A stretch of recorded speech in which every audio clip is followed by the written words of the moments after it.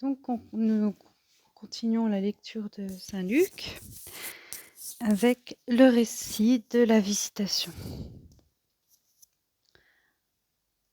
En ces jours-là, Marie se mit en route et partit avec diligence pour la montagne vers une ville de Juda.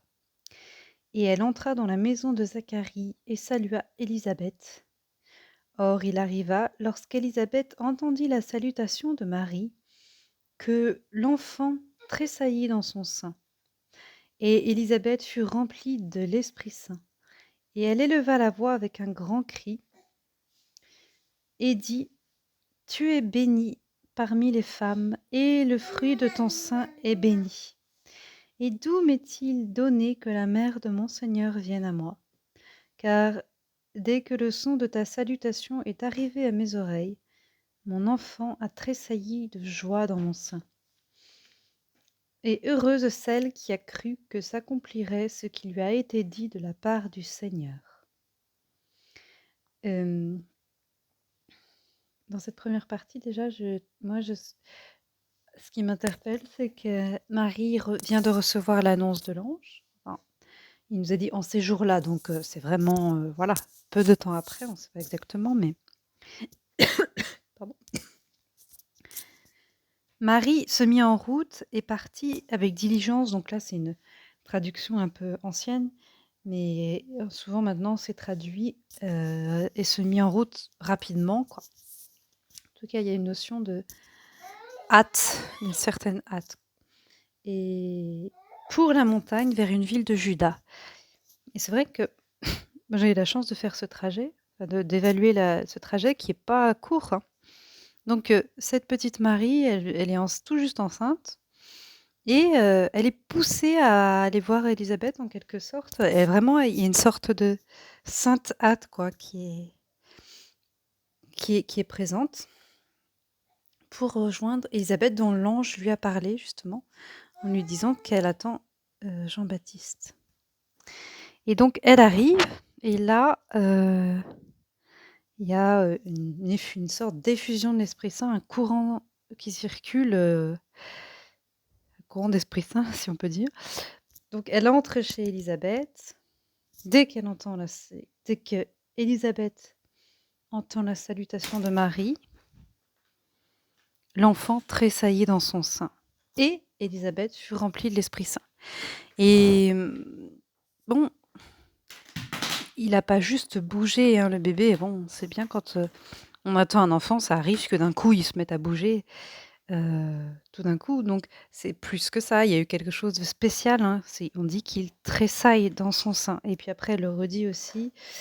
Elle dit: «Dès que le son de ta salutation est arrivé à mes oreilles, mon enfant a tressailli de joie». Donc c'est vraiment une histoire il y a quelque chose de particulier qui vient tout simplement de l'Esprit Saint.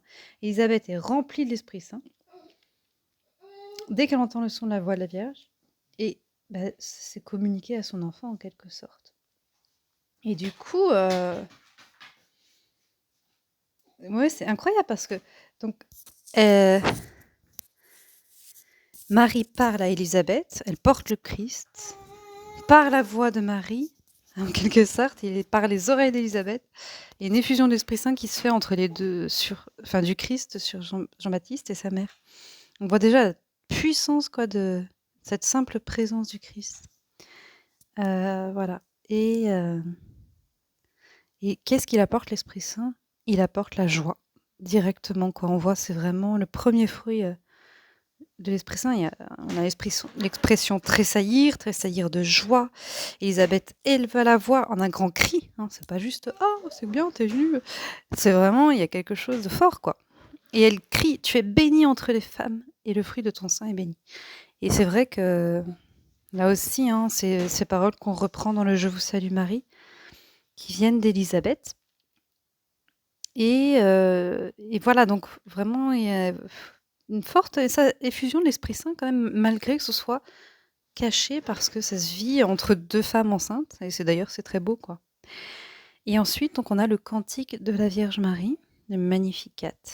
Et Marie dit: «Mon âme glorifie le Seigneur», il y a mon bébé, «et mon esprit a tressailli de joie en Dieu mon sauveur, parce qu'il a regardé la bassesse de sa servante. Car voici que désormais toutes les générations me diront bienheureuse, parce que le Puissant a fait pour moi de grandes choses. Son nom est saint, et sa miséricorde s'étend de génération en génération sur ceux qui le craignent. Il a déployé la puissance de son bras, il a dispersé ceux qui s'élevaient d'orgueil aux pensées de leur cœur. Il a fait descendre les potentats de leur trône et élevé les humbles. Il a rassasié de bien les affamés et renvoyé les riches les mains vides. Il a secouru Israël son serviteur pour se souvenir de la miséricorde, comme il avait dit à nos pères, en faveur d'Abraham et de sa race à jamais. Or, Marie resta avec elle environ 3 mois, et elle retourna dans sa maison. Alors, c'est vrai que ce Magnificat, quand je l'ai lu, ce qui me frappe, c'est clair qu'il est pétri de l'Ancien Testament. On peut retrouver beaucoup de... Attends, ma minette. On peut retrouver beaucoup d'expressions qui venaient déjà de femmes dans l'Ancien Testament. Mais c'est vraiment Marie, c'est sa prière, quoi. C'est qui jaillit de son cœur sous l'action de l'Esprit Saint. Et c'est magnifique parce que, en fait, en lisant ça, je me disais, mais comment Luc, il a eu connaissance de cette belle prière? Enfin, voilà, c'est quand même pas 2 phrases, quoi. Donc pour moi, il a interrogé, ou la Vierge ou Élisabeth. Donc parmi les témoins oculaires dont il parlait au début, il y a ces femmes. Donc c'est pas juste les apôtres. Là, c'est vraiment toute cette partie avant la naissance du Christ, c'est quelque chose d'assez intime qu'on peut penser que la Vierge lui a livré, quoi. Toute cette c'est tout ce qui est arrivé avant et qui était dans le secret, parce que là, ça se vit vraiment entre 2 femmes. Il y a peut-être Zacharie, mais voilà. Et donc cette prière, elle a été retenue par ceux qui l'ont entendue. Donc ça devait être vraiment quelque chose de proclamé, quoi, d'assez fort. Et ce que j'aime bien, c'est cette expression dans le cantique, quand Marie dit « Il a regardé la bassesse de sa servante », ou on dit souvent l'humilité de sa servante. Le verbe en latin, je ne sais plus ce que c'est. Respexit, je crois, ou un truc comme ça. Enfin, en tout cas, peu importe, mais une fois, j'avais regardé la traduction du verbe latin qui est utilisé, et j'avais bien aimé parce que, en fait, les traductions, c'était il a respecté l'humilité de sa servante, il a eu égard à l'humilité de sa servante. Donc, il y a vraiment une.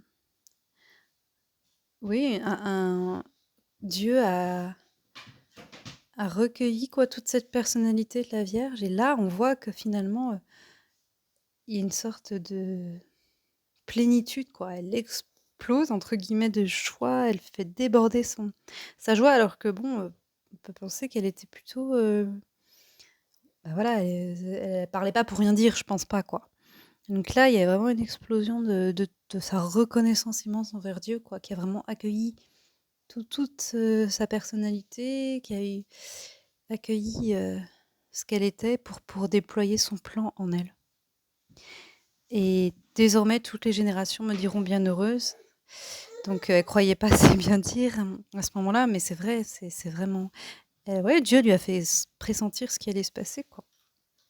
Je pense.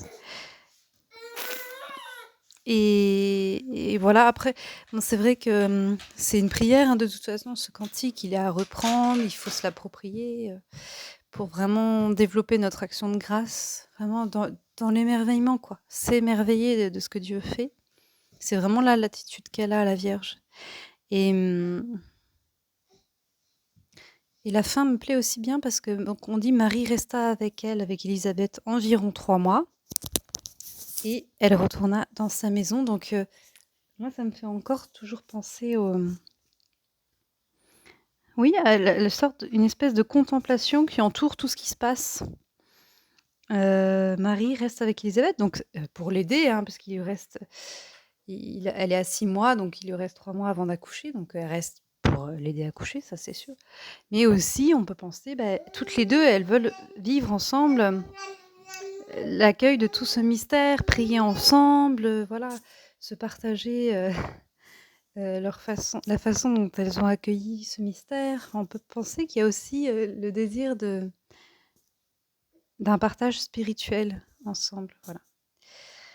Donc bon, c'est sûr que, faut surtout s'immerger quoi dans cette atmosphère très joyeuse, la visitation et en même temps tout à fait simple. Mais voilà, c'est un petit peu, succinct comme commentaire et je suis désolée pour les bruitages. Comme quoi on peut lire la parole de Dieu, bon, quelles que soient nos circonstances, notre plus ou moins disponibilité, ça n'empêche pas de voilà, on va s'arrêter là.